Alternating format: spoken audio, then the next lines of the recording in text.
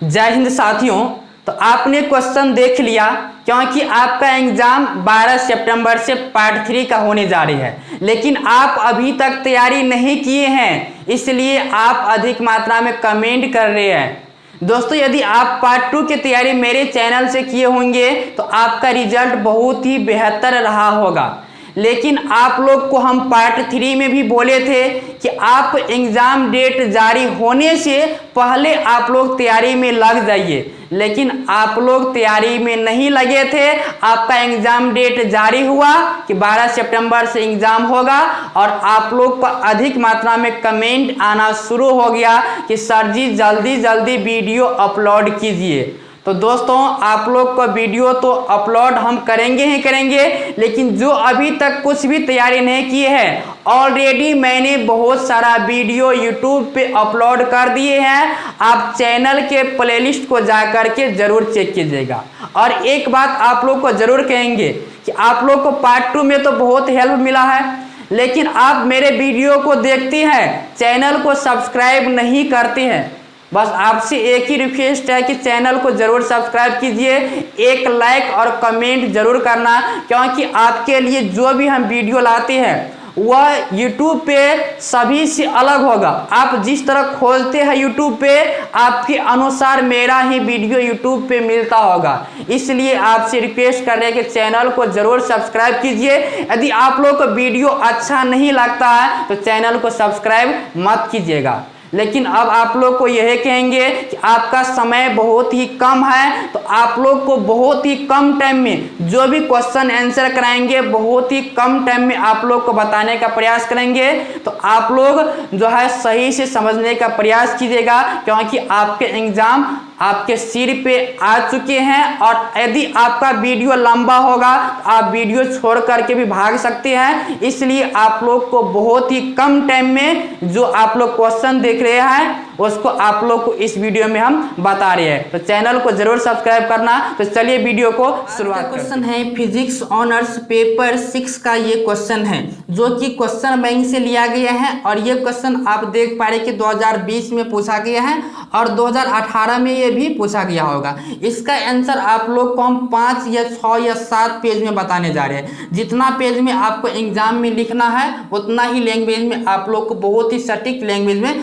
बताने का प्रयास कर रहे हैं। और ये क्वेश्चन आपको 12 सितंबर का जो आपका एग्जाम होगा वह 100% आपके एग्जाम में ये क्वेश्चन आने की संभावना है। चलिए आप लोग को बहुत ही कम टाइम में बताने का प्रयास करते हैं। क्वेश्चन है, देखिए, what are primary and secondary cosmic ray, explain the latitude effect and east west asymmetry in cosmic ray intensity. देखिए क्वेश्चन क्या बोला जा रहा है कि what are primary and secondary cosmic ray, मतलब प्राइमरी और सेकेंडरी कॉस्मिक रे का डिफिनेशन लिखना है, ये क्या होता है। उसके साथ एक्सप्लेन करना है लैटिट्यूड इफेक्ट और east west asymmetry in cosmic ray intensity, यानी कॉस्मिक रे इंटेंसिटी के फॉर्म में एक्सप्लेन करना है। तो सबसे पहले हम ये जानेंगे कि आखिर ये कॉस्मिक रे होता क्या है, उसके बाद ही आपको समझ में आएगा प्राइमरी और सेकेंडरी कॉस्मिक रे। तो देखिए यहाँ पे कॉस्मिक रे का हम डिफिनेशन लिखे हैं कि cosmic ray is high energy particle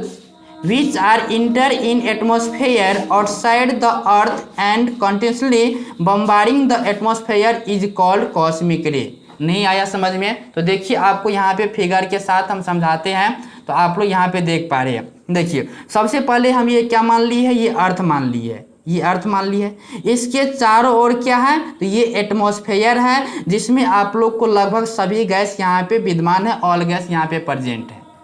उसके बाद देखिए यहाँ से इधर से कोई यहाँ पे रे आती है, इधर से कोई रे इस एटमॉस्फेयर में आती है। तो आने के बाद जब इसमें बहुत सारे गैस हैं, उससे वह रिएक्शन करता है, रिएक्ट होता है। अभिक्रिया करने के बाद वह क्या होता है, प्रोटॉन में, इलेक्ट्रॉन में, न्यूट्रॉन में, पाई पॉजिटिव पाई निगेटिव और पाई न्यूट्रल में वह क्या होते हैं, वह डिफ्लेक्टेड हो जाते हैं, यानी टूट जाते हैं।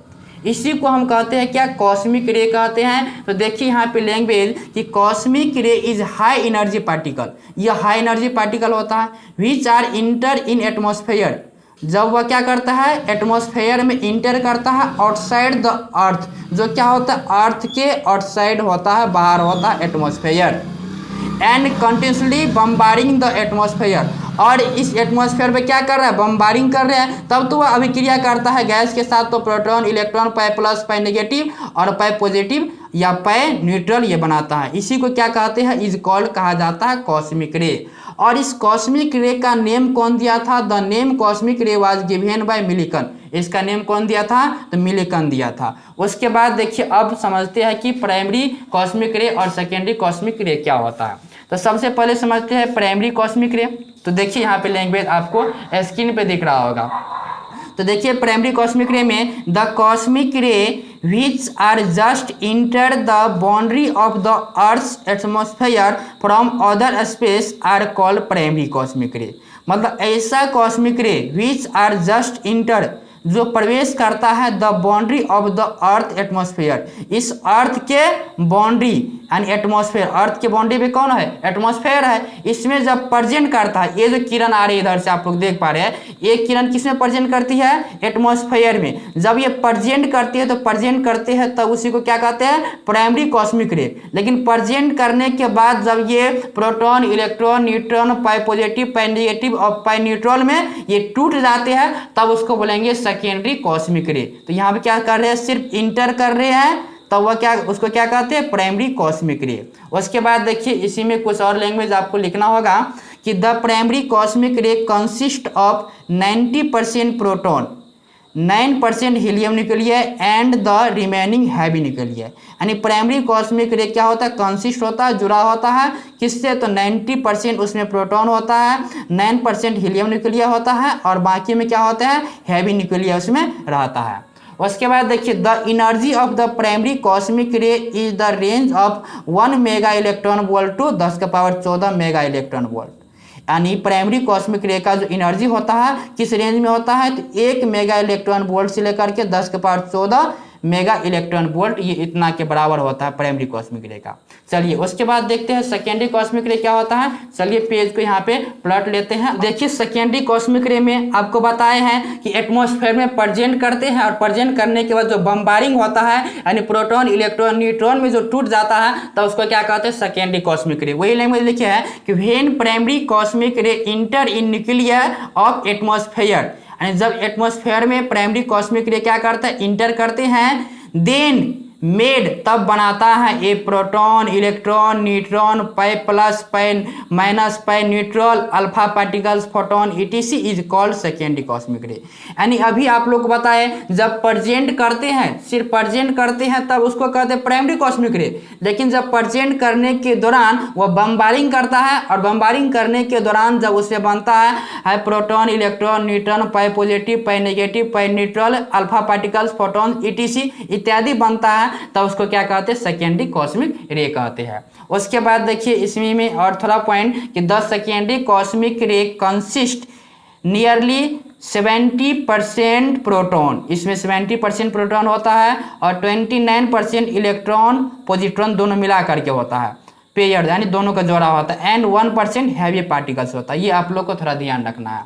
उसके बाद देखिए इसमें और थोड़ा सा पॉइंट कि the mesons in the secondary cosmic ray consist the hard component and the electrons positrons and photons constitute the soft component. यानी किसमें देखिए हार्ड कंपोनेंट कौन होता है और सॉफ्ट कंपोनेंट कौन होता है। तो आप लोग यहाँ पे देख रहे हैं कि सेकेंडरी कॉस्मिक रेज होता है वह हार्ड कंपोनेंट होता है, उसके बाद इलेक्ट्रॉन पॉजिट्रॉन और फोटोन जो होता है वह सॉफ्ट कंपोनेंट होता है। ये भी आप लोग थोड़ा लिख देना।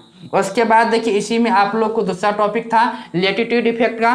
तो यहाँ पे देखिए हेडिंग में दिया है latitude effect in cosmic ray intensity, इसके फॉर्म में दर्शाना है। देखिए ये क्या कर रहे हैं कि the experiment to study the variation of cosmic ray intensity I with geometric latitude theta showed that the intensity is maximum at the poles theta equal to 90 degree और minimum at the poles theta equal to 0 degree and constant between latitude of यहाँ पे 42 से लेकर के 90 degree के बीच। देखिए इसका मतलब क्या समझे कि एक्सपेरिमेंट के अनुसार पाया गया, क्या पाया गया कि कॉस्मिक रे इंटेंसिटी जो होता है, कॉस्मिक रे इंटेंसिटी जिसको हम आई के द्वारा सूचित करेंगे वह क्या होता है, जियोमेट्रिक लैटिट्यूड यानी थीटा वह दर्शाता है, दोनों क्या दर्शाता है, इंटेंसिटी इज मैक्सिमम, उसका मैक्सिमम इंटेंसिटी तब होगा जब पोल पर क्या होगा, थीटा का मान क्या होगा, 90 डिग्री होगा। थीटा का मान 90 डिग्री होगा तब क्या होगा, इंटेंसिटी का मान वैल्यू मैक्सिमम होगा, और थीटा का मान जब 0 डिग्री होगा तो इंटेंसिटी का मान क्या होगा, मिनिमम होगा। और जब थीटा का मान 42 से लेकर के 90 के बीच में होगा, इसके बिटवीन होगा, तब क्या होगा, वह कांस्टेंट होगा। क्या कांस्टेंट होगा, तो इंटेंसिटी कांस्टेंट होगा। उसके बाद दिस वेरिएशन ऑफ कॉस्मिक रे, यहाँ आप देखिए कि this variation of cosmic ray intensity with geomagnetic latitude is called latitude effect. इसी को क्या कहते हैं, लेटीट्यूड इफेक्ट कहते हैं। नहीं आया समझ में तो चलिए हम फिगर के माध्यम से समझते हैं क्या होता है। तो देखिए आप लोग यहाँ पे इस फिगर में देख पा रहे हैं कि ये है एक्स एक्सिस और ये है वाई एक्सिस। इस पर क्या रख दिया है जियोमेट्रिक लेटीट्यूड यानी थीटा का मान, और इस पर क्या है, कॉस्मिक रे इंटेंसिटी आई का मान होता है। तो कुछ इस तरह का इसमें ग्राफ दिया गया है। और देखिए इक्वेटर लेके क्या, थीटा बराबर 0 डिग्री, जब 0 डिग्री होगा तो क्या होगा, इंटेंसिटी का मान यहाँ पे क्या हो रहा है, यहाँ पे 0 डिग्री हो रहा है तो इंटेंसिटी का मान मिनिमम हो रहा है, और 90 डिग्री है तो मैक्सिमम हो रहा है, और 45 से लेकर के 90 के बीच या 42 से लेकर के 90 के बीच होगा तो वो कांस्टेंट होता है। किसी किसी बुक में अलग अलग दिया रहता है, तो आप लोग को घबराना नहीं है। उसके बाद देखिए आप लोग को इसमें कुछ और लैंग्वेज बता रहे हैं कि द लेटीट्यूड इफेक्ट में B explain on the basic of effect of earth magnetic field on cosmic रे।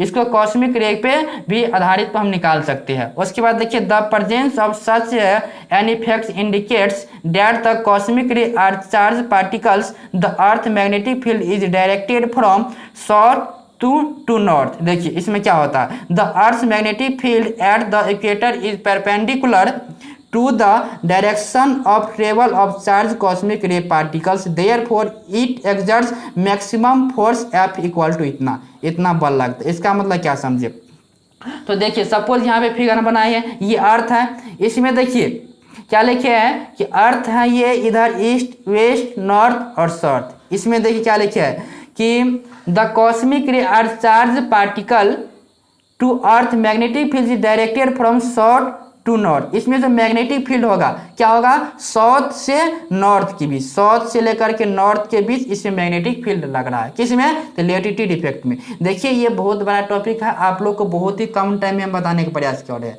क्योंकि वीडियो लंबा होगा तो आप लोग छोड़ करके भाग सकते हैं, क्योंकि आपका एग्जाम बहुत ही सिर पे आ चुके हैं। 12 सितंबर से ही आपका एग्जाम है। आप लोग शुरू में हम बोल रहे थे कि आप लोग अभी से तैयारी में लग जाइए, तो आप लोग तैयारी नहीं कर रहे थे, लेकिन जब एग्जाम डेट आया तो अचानक आप लोग अधिक मात्रा में कॉल कर रहे हैं कि सर जल्दी जल्दी वीडियो बनाइए। तो जल्दी जल्दी में आप लोग को यही होगा कि आप लोग को सही से नहीं समझा सकते हैं, तो आप लोग को बहुत ही कम टाइम में बता रहे हैं। तो आप लोग को जो भी लैंग्वेज दे रहे हैं आप लोग उतना जरूर तैयारी करना, आपका मार्क बेहतर आएगा। चलिए इसमें एक और टॉपिक था, उसको भी हम देख लेते हैं। तो पेज को हम इधर पलट लेते हैं। देखिए इसमें एक और टॉपिक क्या था, तो आप लोग स्क्रीन पे देख पा रहे हैं कि east west asymmetry in cosmic रे, और इसी को क्या बोलते हैं, अजीमुथ इफेक्ट बोलते हैं। देखिए when the number of cosmic ray particle coming from the west is greater than those coming from the east. मतलब क्या होता है कि जब कॉस्मिक रे पार्टिकल क्या होता है, कमिंग फ्रॉम द वेस्ट, मतलब वेस्ट से वह कमिंग कर रहे हैं, और greater than those coming from the east, और ईस्ट से क्या होता है, ग्रेटर होता है, बड़ा होता है। This effect is called east west effect. तब इसको क्या कहते हैं, ईस्ट वेस्ट इफेक्ट कहते हैं। आप भी समझ सकते हैं, लैंग्वेज बहुत ही इजी हम लिखे हैं। It is maximum eight the equator. Equator पर क्या होता है, मैक्सिमम होता है। एट द इक्वेटर कितना होता है, तो देखिए the number of particles coming from west is कितना, तो यहाँ पे 14% और more than the particles coming from the east, और ईस्ट से वो क्या होता है, वो मोर देन होता है। उसके बाद देखिए इसका एक्सपेरिमेंटल वेरिफिकेशन यहाँ पे इसका प्रूफ भी कर दिए हैं।